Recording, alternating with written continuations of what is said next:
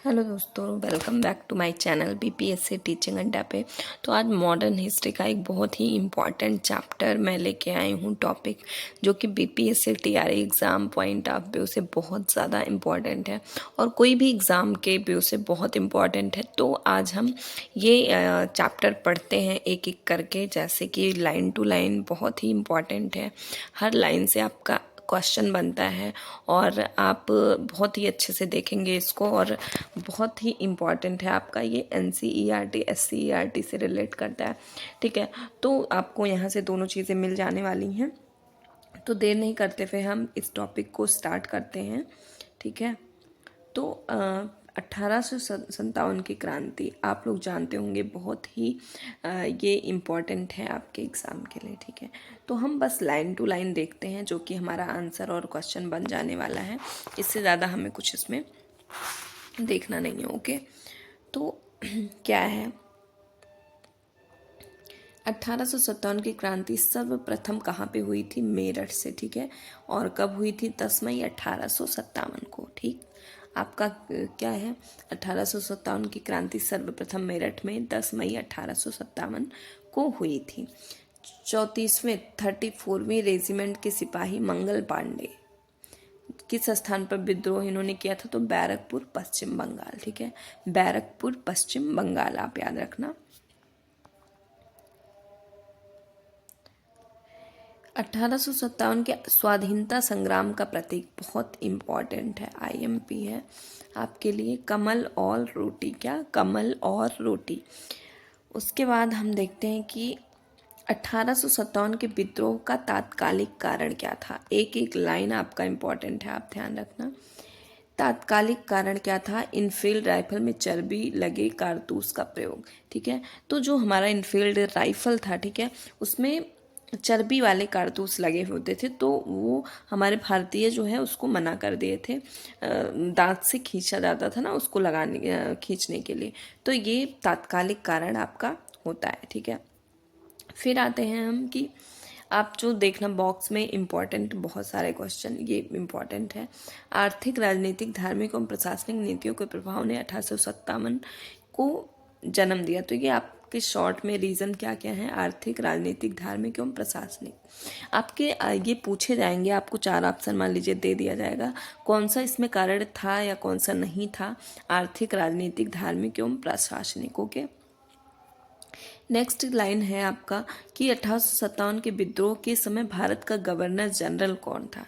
Lord Canning. आप governor general और प्रधानमंत्री दोनों में अंतर स्पष्ट कर लीजिए एग्जाम में। ठीक है, तो अगर पूछे आपसे ब्रिटिश प्रधानमंत्री कौन था, पीएम, तो पाम स्टन था। ज़्यादा ये पूछा जाता है आपका, पर ये भी ध्यान देना गवर्नर जनरल तो लॉर्ड कैनिंग 1857 के विद्रोह के समय। ओके, नेक्स्ट हम बढ़ते हैं कि 1857 के स्वतंत्रता संग्राम से संबंधित पहली घटना कौन सी थी? ठीक है, तो आप देखेंगे कि पहली घटना कौन सी थी? तो सैनिकों का दिल्ली के लाल किला पर पहुंचना। आपका 1857 की फर्स्ट जो इंसिडेंट था क्या था? सैनिक का दिल्ली के लाल किला पर पहुंचना। ओके, नेक्स्ट है सर्वाधिक सैनिक किस राज्य या क्षेत्र में थे? तो अवध प्रांत में। ठीक है, सबसे ज़्यादा सैनिक थे वहाँ पे। इलाहाबाद को आपातकालीन मुख्यालय बनाया था लॉर्ड कैनिंग ने। आपातकालीन मुख्यालय किसने बनाया था? लॉर्ड कैनिंग ने। किसको? इलाहाबाद को। देखिए बीपीएससी के इम्पोर्टेंट बहुत ही ज़्यादा ये बीपीएससी से पूछे जाते हैं क्वेश्चन, और हर एग्ज़ाम में ये क्वेश्चन पूछे जाते हैं, तो आप ध्यान देना लाइन टू लाइन। ठीक है, नेक्स्ट हम आते हैं कि आपका क्या है, केंद्रीय संगठन की कमी। एक आपका ये रीज़न हो जाता है बहुत ही बड़ा और इम्पोर्टेंट। केंद्रीय संगठन की कमी तथा सुनियोजित रणनीति के अभाव में 1857 का विद्रोह असफल रहा। तो पूछा जाता है 1857 का विद्रोह असफल क्यों रहा? ठीक है, तो हम जानेंगे कि यहाँ संगठन की कमी थी, और हमारी जो रणनीति थी ना, हमारा जो नियम कानून था वो मतलब ये सुनियोजित तरीके से नहीं थी, तो इससे ये असफल रहा, सफल नहीं हुआ था। ठीक है, तो अब एक और इम्पॉर्टेंट टॉपिक्स आपके आ रहे हैं कि लखनऊ में किसने नेतृत्व किया था इस क्रांति का? तो बेगम हजरत महल, आप याद रखना बेगम हजरत महल, ठीक है। नेक्स्ट है रानी लक्ष्मीबाई का जन्म कहाँ हुआ था? वाराणसी में, ठीक है। स्वाधीनता संघर्ष में प्रमुख भूमिका इनका था, इनका जन्म कहाँ हुआ था? वाराणसी में, ठीक है। रानी लक्ष्मीबाई को अंतिम युद्ध में किसने पराजित किया? ये भी इम्पोर्टेंट क्वेश्चन है। अंतिम युद्ध में तो कैप्टन ह्यू रोज, क्या नाम है? कैप्टन ह्यू रोज, ओके। नेक्स्ट हम आते हैं कि 1857 में असम की क्रांति का नेता कौन था? तो दीवान मनीराम दत्त, आप याद रखना दीवान मनीराम दत्त, ओके। फैजाबाद से विद्रोह कर रहे किस क्रांतिकारी को पकड़ने के लिए अंग्रेजों ने 50,000 रुपए का इनाम रखा था? तो फैजाबाद से कौन था? पहले आप देखेंगे कि मौलवी अहमद उल्ला। कौन था? मौलवी अहमद उल्ला। इसको आप याद रखना कि फैजाबाद से नेतृत्व कौन था? मौलवी अहमद उल्ला, ठीक है। आप देख रहे होंगे मैंने भी अपने टाइम पे ये चीज़ें पढ़ी हैं। अगर आप इसको पढ़ लोगे ना तो आपका क्वेश्चन इससे बाहर आने वाला नहीं है, प्लीज़। तो फैजाबाद से नेतृत्व करता कौन थे? मौलवी अहमद उल्ला, ठीक है। कानपुर का भी इम्पोर्टेंट है। नाना साहब ने किसे नियुक्त किया था? तो तात्या टोपे। इनका असली नाम रामचंद्र पांडुरंग था। पूछा जाता है तात्या टोपे का नाम क्या था? रामचंद्र पांडुरंग, ओके। या फिर ऑप्शन में रामचंद्र पांडुरंग, तो आप दोनों याद रखना, ठीक है। नेक्स्ट हम बताते हैं 1857 मुगल बादशाह बहादुर शाह जफर ने किसे अपना सेनापति नियुक्त किया था? तो बख्त खां को इन्होंने बहादुर शाह जफर ने अपना सेनापति नियुक्त किया था। 1857 क्रांति के दमन के पश्चात भारतीय फौज के नौ संगठन से संबंधित कमीशन कौन था? पील कमीशन जरूर याद रखना, ठीक है। पील कमीशन 1857 की क्रांति के दमन के पश्चात हुआ था, तो इसको आप याद रखना। नेक्स्ट एक आप देख रहे होंगे सुंदर सा ये बॉक्स है, इसमें आपकी सारी चीज़ें शॉर्ट वे में दी गई हुई हैं जो कि बहुत ज़्यादा इम्पोर्टेंट है। देखिए, दिल्ली विद्रोही नेता और विद्रोह तिथि दमनकर्ता और विद्रोही नेता दोनों पूछा जाता है। तो दिल्ली में बहादुर शाह सेकंड बख्त खां और निकलसन हडसन दमन करता थे, ठीक है। डेट ये वाले थोड़े से कम पूछे जाते हैं पर आप ध्यान रखना एक बार। लखनऊ बेगम हजरत महल और दमनकर्ता कॉलिन कैंपबेल, ये दोनों इम्पॉर्टेंट है बहुत ज़्यादा। झांसी रानी लक्ष्मीबाई, दमनकर्ता जनरल ह्यू रोज। कानपुर कॉलिन कैंपबेल आपके दमन करता है। नाना साहब तात्या टोपे विद्रोही नेता है। इलाहाबाद में लियाकत अली ने किया था और कर्नल नील दमन करता है, ठीक है। फैजाबाद मौलवी अहमदुल्ला, कर्नल नील यहाँ के भी दमन करता थे। जगदीशपुर कुंवर सिंह, ये भी आपका इम्पोर्टेंट है बहुत ज़्यादा बीपीएससी के व्यू से।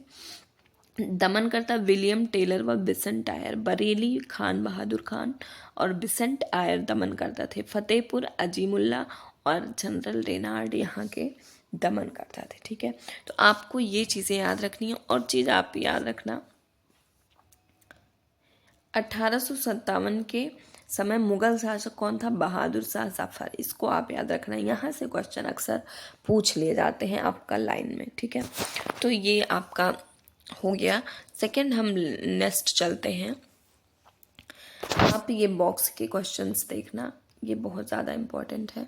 1857 के विद्रोह के दमन के पश्चात भारत शासन अधिनियम 1858, इसके माध्यम से भारत का ईस्ट इंडिया कंपनी के हाथों से निकलकर ब्रिटिश क्राउन के हाथ में चला गया, ठीक है। तो आप याद रखना जो है ना 1857 के विद्रोह के दमन के बाद जो भारत शासन अधिनियम 1858 पारित किया गया था, तो वो कब जाता है? इसके माध्यम से भारत का शासन ईस्ट इंडिया कंपनी जो है वो ब्रिटिश क्राउन के हाथ में चला जाता है। आप याद रखना 1858, ठीक है। ये डेट बहुत इंपॉर्टेंट है, आपसे अक्सर पूछा जाता है, IMP है सॉरी। महारानी विक्टोरिया ने भारतीय प्रशासन को ब्रिटिश ताज के नियंत्रण में लेने की घोषणा की। वही चीज़ है 1 नवंबर 1858 ब्रिटिश ताज के नियंत्रण में लेने की घोषणा की थी, ठीक है। 1857 के विद्रोह के दमन के पश्चात भारतीय सेना का पुनर्गठन के लिए किस आयोग का गठन किया गया? पील आयोग का, जैसा कि पहले हम पढ़ चुके। पील आयोग का गठन आप याद रखना। 1858 के भारत शासन अधिनियम के दौरान किसे भारत का प्रथम वायसराय लॉर्ड कैनिंग, प्रथम वायसराय लॉर्ड कैनिंग, ठीक है। 1857 के विद्रोह के में कौन सा शायर अंग्रेजों का आलोचक था? मिर्जा गालिब जो है वो अंग्रेजों का आलोचक था। आप याद रखना, मिर्जा गालिब ने ये चीज़ें देखा था 1857 का, ठीक है। फिर है भारत का शिक्षित मध्य वर्ग, आपका देख रहे हैं ये बॉक्स इम्पोर्टेंट। शिक्षित मध्य वर्ग तथा जमींदार ने 1857 के विद्रोह में तटस्थता बनाए रखी थी। तो फिर आगे हम चलते हैं कि भारतीय भाषा में लिखने वाला प्रथम भारतीय, 1857 के जो कारण पर भारतीय भाषा में लिखने वाला प्रथम भारतीय सर सैयद अहमद खान था, ठीक है। बिहार का नेतृत्व जगदीशपुर के जमींदार वीर कुंवर सिंह ने किया। क्योंकि ये बिहार से है तो बीपीएससी तैयारी में अक्सर पूछा जाता है, इसको याद रखना। बिहार का नेतृत्व जगदीशपुर के जमींदार वीर कुंवर सिंह, ठीक है। नेक्स्ट चलते हैं 1857 ईस्वी के संग्राम में किस राजवंश ने अंग्रेजों की सर्वाधिक सहायता की? तो ग्वालियर के सिंधिया राजवंश ने अंग्रेजों की बहुत ही ज़्यादा सहायता करी थी। ओके, पहले हम ये ऊपर देख लेते हैं, फिर हम पढ़ते हैं उधर। 1857 के विद्रोह की स्वतंत्रता की पहली लड़ाई, ये इम्पॉर्टेंट है, आपका इम्पॉर्टेंट है बहुत ज़्यादा। तो 1857 के विद्रोह को स्वतंत्रता की पहली लड़ाई किसने कहा था? वीडी सावरकर ने। स्वतंत्रता की पहली लड़ाई वीडी सावरकर, याद रखना। 1857 के विद्रोह को एक षड्यंत्र की संज्ञा किसने दी थी? तो सर जेम्स आउटम एवं डब्ल्यू टेलर ने, ठीक है। ये इंपॉर्टेंट है आपका, ये वाला ध्यान रखना। ये किसने कहा था कि राष्ट्रीय स्वतंत्रता संग्राम ना प्रथम, ना राष्ट्रीय और ना ही स्वतंत्रता संग्राम था? आरसी मजूमदार। ये भी आपका इम्पोर्टेंट है। ओके, ये भी इम्पोर्टेंट है, मैं उसको बता दे रही हूँ। भारतीय स्वाधीनता आंदोलन का सरकारी इतिहासकार कौन था? एसएन सेन। ओके, अब हम इस बॉक्स को पढ़ते हैं जो कि बहुत इम्पोर्टेंट होने वाला है। पहले कुछ पुस्तक थे हमारे, उनको हम देखते हैं, बहुत ही ज़्यादा इम्पोर्टेंट। इस पे जो 1857 का विद्रोह होता है ना, इस पे आधारित ये बुक्स हैं। जिसके राइटर्स कौन हैं हम देख लेते हैं ऐसे ही। The great rebellion, Ashok Mehta, पूछा जाता है ज़रूर से। First war of independence, Vinayak Damodar Savarkar. 1857, S N Sen. सिपाही mutiny and the revolt of 1857, R C Majumdar. History of Indian mutiny, T R Holmes. Rebellion 1857, P C Joshi. Causes of the Indian revolt, sir Syed Ahmed Khan, ठीक है। अब देखते हैं हम कि मत क्या था किसका, ये भी आपका इम्पोर्टेंट है। तो पहला आपका डॉक्टर एसएन सेन जी, जो कि बहुत इम्पोर्टेंट है इतिहासकार। जो कुछ धर्म के लिए लड़ाई के रूप में प्रारंभ हुआ वह स्वतंत्रता संग्राम के रूप में समाप्त हुआ, ठीक है। अशोक मेहता, 1857 ईस्वी के विद्रोह का स्वरूप राष्ट्रीय था, किसने कहा था? अशोक मेहता ने। वीडी सावरकर, 1857 का विद्रोह एक सुनियोजित राष्ट्रीय स्वतंत्रता संग्राम था। क्योंकि ये सुनियोजित नहीं था इसीलिए असफल था, पर इन्होंने ऐसा इसको बोला था।